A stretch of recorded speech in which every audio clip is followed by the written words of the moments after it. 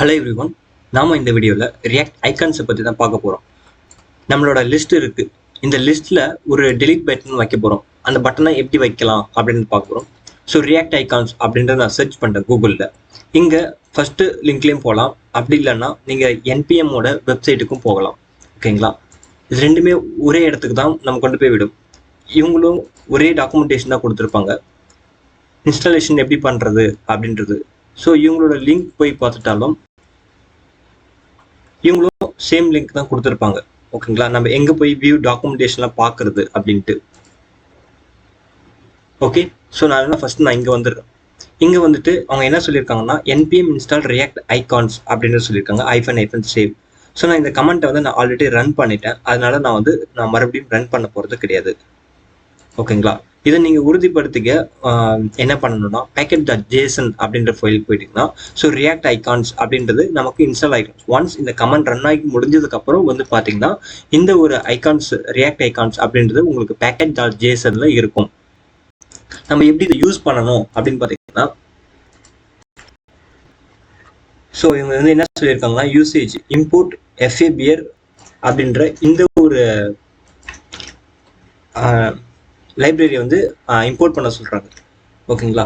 இப்போ இது எப்படி யூஸ் பண்ணுறது அப்படின்னு பார்த்தீங்கன்னா ஸோ ஜஸ்ட் இந்த ஒரு காம்போனன்ட், இது ஒரு காம்போனண்ட்டாக தான் இருக்க போகுது. அந்த ஒரு காம்போனண்ட்டு நம்ம வந்து இந்த இடத்துல இம்போர்ட் பண்ணுறாலே போதும், நமக்கு வந்துடும். இப்போ நம்மளோட லிஸ்ட் ஐட்டம்ஸில் நமக்கு ரெண்டரை இருக்குது. ஆனால் நமக்கு இது வேணாம், நமக்கு வேறு ஐக்கான் தான் வேணும். அதாவது டெலிட் ஐக்கான் அப்படின்றது நமக்கு வேணும். ஏன்னா நம்ம அடுத்த வீடியோவில் வந்து நம்ம எப்படி டெலிட் பண்ணுறது அப்படின்றத பார்க்க போகிறோம்.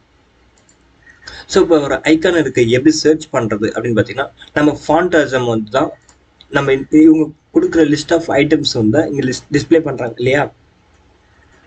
இப்போ நம்ம என்ன பண்ண போகிறோம்னா டெலிட் ஐக்கான் தான் நம்ம சர்ச் பண்ண போகிறோம். ஸோ டெலிட் பண்ணால் அது என்ன இருக்கும், ட்ராஷ் அப்படின்றது இருக்குமா, ட்ராஷ். ஸோ ட்ராஷில் நமக்கு என்ன ட்ராஷ் வேணும் அப்படின்னு நம்ம கிளிக் பண்ணுறோம்னா ஸோ இவங்களே அது காப்பி டு கிளிப் போர்டு அப்படின்றது கொடுத்துருக்காங்க. ஸோ அப்போ ஜஸ்ட் நம்ம இது வந்து பேஸ்ட் பண்ணிட்டாலே போதும். ஸோ இது ஏன் எரர் அடிக்குதுன்னு பார்த்தீங்கன்னா நம்ம இது மேலே ஒரு டைமிங்கும் எந்த ஐக்கானை கால் பண்ணுறோமோ அது இம்போர்ட் பண்ணுற மாதிரி இருக்கும். ஓகேங்களா? இப்போ நமக்கு டெலிட் ஐக்கான்ஸ் அழகாக வந்துடுச்சு. ஸோ இது கிளாஸ் காம்போனன்ட்ல யூஸ் பண்ணணும் அப்படின்னாக்கா அங்கேயும் சேம் தான். ஸோ சேம் மாதிரி நம்ம இம்போர்ட் பண்ணிட்டாலே போதும். கிளாஸ் காம்போனன்ட்ல இது கொடுத்துட்டு அதுக்கடுத்து நம்ம டெலிட் ஐகான்ஸ் அப்படின்றதையும் கொடுத்துக்கலாம்.